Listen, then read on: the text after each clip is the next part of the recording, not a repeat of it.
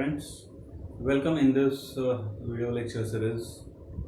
Dear friends, today in this video lecture, we will discuss the most famous period in English literature.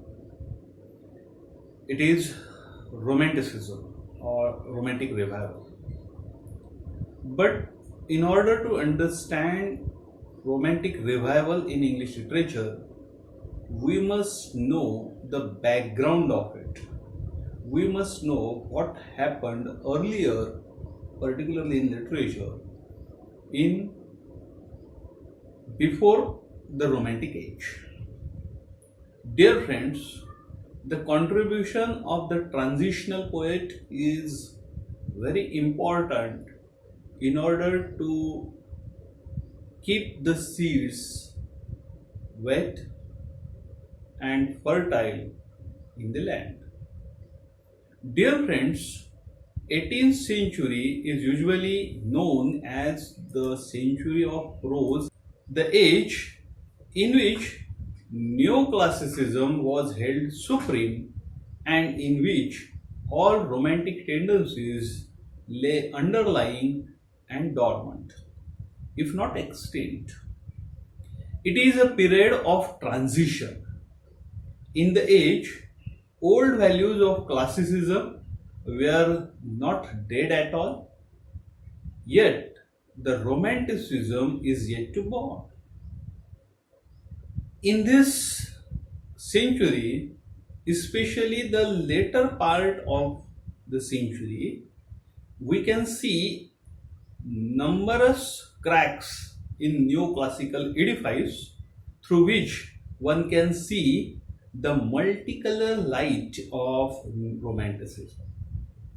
In the later years of this century, a large number of new influences were at work on English sensibility and temper. The change signaled the change in ethos of poetry and in fact literature as a whole. The younger poets started breaking away from the school of Dryden and Pope. There were very few poets, indeed, who set themselves completely free from the old transitional influences. Those 18th century poets who show some elements associated with Romanticism, while not altogether ignoring the old conventions, are called the transitional poets or the precursors of the Romantic Revival. Let us sum up some romantic qualities in these poets. Let us see what are the qualities. Dear friends, these poets, number one, believe in what Victor Hugo calls it as liberalism in literature. Not much worried about the rules and the conventions, they believed in individual poetic inspirations. Their poetry is not altogether intellectual in content and treatment, but there we find passion, emotion, and imagination. They naturally return to the lyric. They have a lot of love for wild, fantastic, abnormal, and supernatural. They show a new appreciation for nature, which the neoclassical poetry had mostly neglected. Their poetry is no longer a drawing room poetry. They do not limit their attentions to urban life and manners only. They show much greater interest in Middle Ages. They placed more importance on the individual than on society. In them, therefore, one can find number one, a stronger democratic spirit.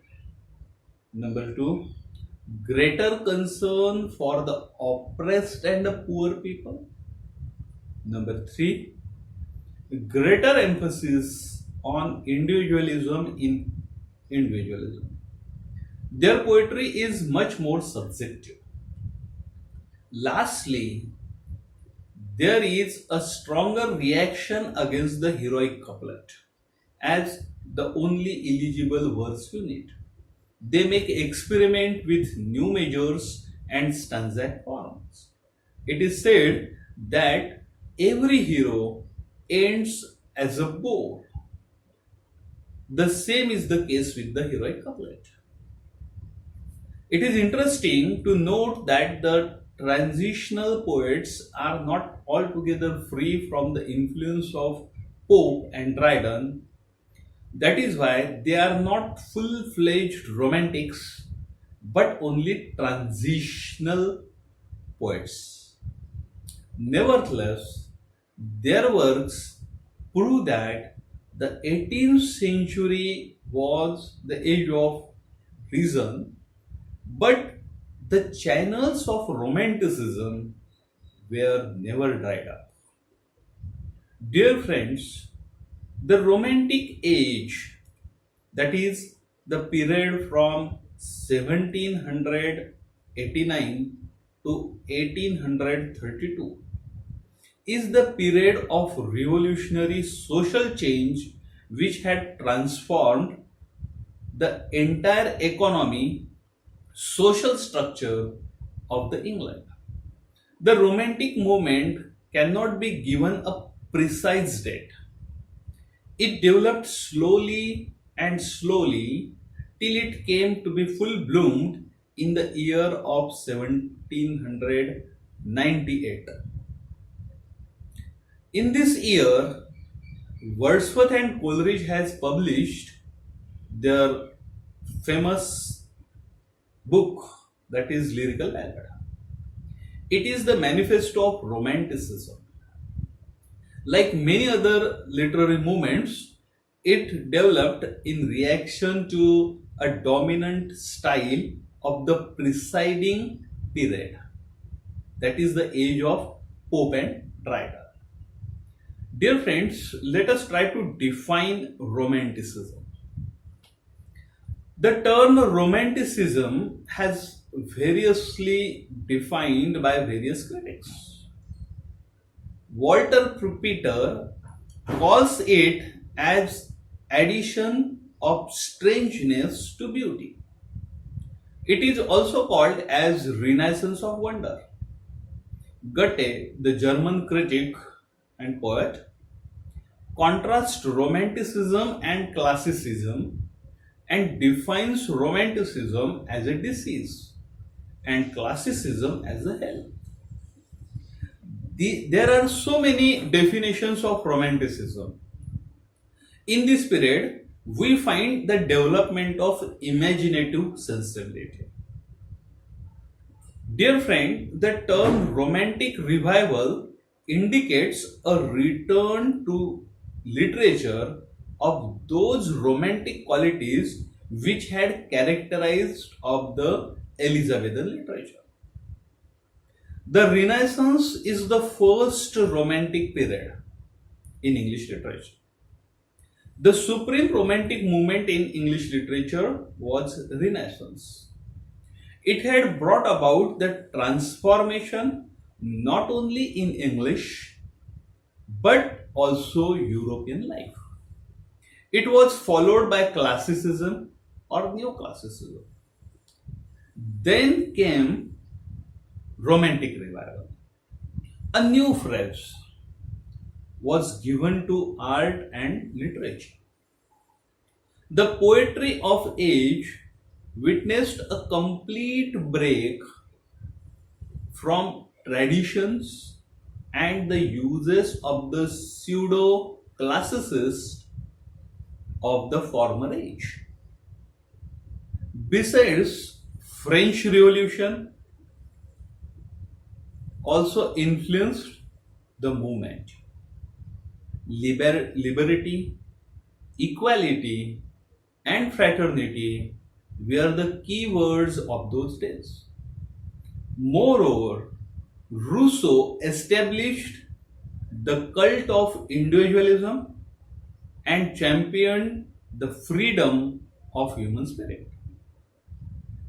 The Romantic movement revives the poetic ideals of love, beauty, emotion, imagination, romance, and beauty of nature. Dear friends, Keats celebrates beauty, Shelley celebrates love, Wordsworth glorifies nature, Byron idealized humanism, Scott revives medieval love for Middle Ages, Coleridge amalgamated the supernaturals. Dear friends, there are several definitions of Romanticism, but instead of focusing on the definitions, let us try to point out the certain characteristics of Romanticism. Dear friend, the first important characteristics of Romanticism is the revival of the past and the Middle Ages. You can also call it as a love for Middle Ages or medievalism. The medievalism is the important characteristics of this age. Romantic age was in abundance of the intellectual curiosity and activity. Therefore, the curious poets had a great interest into the revival of the past, especially of the Middle Ages, or the period full of everything romantic. Medievalism, the spirit of the Middle Ages, fired the imagination of the Romantic poets. The second half of the 18th century, a considerable revival of the old thing has taken place. Old authors began to study, imitated old tales of chivalry, and the romance were retold. The medieval age, with all its magic of distance, spirit of adventures, duels, battles, voyages, even everything, it offers as a storehouse for the romantic poets. That is why romantic movement is often called as a revival of romanticism. It is the revival of the old literature opened a new world of imagination to the poet. The second important characteristic is the revolt against the classical poetry. Dear friend, romantic movement revolted against the ideals, principles, intellectualisms, aristocracy, technicality of the Augustan period. The poetry of the Romantic age is a revolt against the classical poetry of the Pope. In the 18th century, poetry was governed by set rules and regulations. But the poetry of the Romantic age protested against the bondage of the rules and the customs, and classical literatures deals with the lords, courtiers, but the Romantic poets took interest into the lives of the common people. Classical literatures was intellectual, rational, and didactic. But the Romantic poetry is imaginative and passionate. The third important character is predominance of the imagination and emotion. In Romantic poetry, reason and intellect were subdued, and their place was taken by the imagination and passion. In the poetry of romantic poets of the age, we have a great exhibitions of emotional sensibility and imagination. For example, John Keats' imagination catches the fire in Eve of St. Agnes. The fourth important point is mysticism and supernaturalism. It is the important characteristics of the Romanticism. The love for mysterious and supernatural, strange and vague and occult. The mysticism of the Wordsworth and Shelley, the supernatural elements of Coleridge are the illustration of this aspect of romantic moment. The next important point that we can find is the interest in the country life. The poetry in the age of neoclassicism was concerned with the clubs, coffee houses, even the drawing rooms. But nature had no place in the poetry. It was the poetry of the town life. But in the age of romanticism, the interest of the poets was transferred from town to country life and from artificial decoration of the drawing room to the natural beauty and the loveliness of the nature. Wordsworth was the supreme poet of nature. He describes the sufferings and struggles of human life. The next important point that we find in the movement is love for nature. Nature began to gain its own importance in the poetry of this age. Wordsworth was the greatest poet who revealed the physical and spiritual beauty of nature.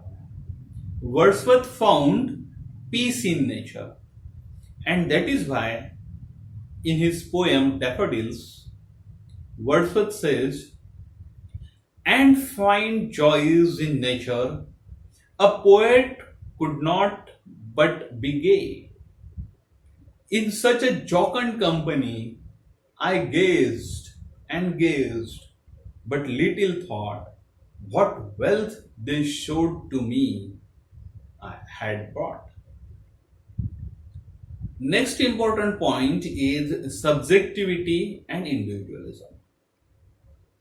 Subjectivity means about the I, individualism means about the I.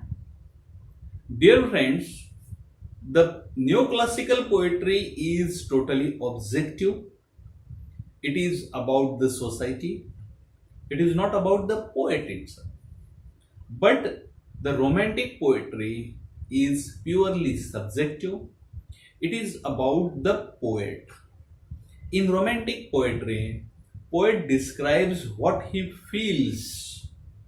Poet tells us what he thinks about. So this is the important characteristics. Poets were in favor of giving the subjective interpretation to the objective reality of the life. Romantic movement is the expression of the individual thought, feelings, and emotions. The next important point is love for beauty. Love for beauty is so expressed by different poets in different ways.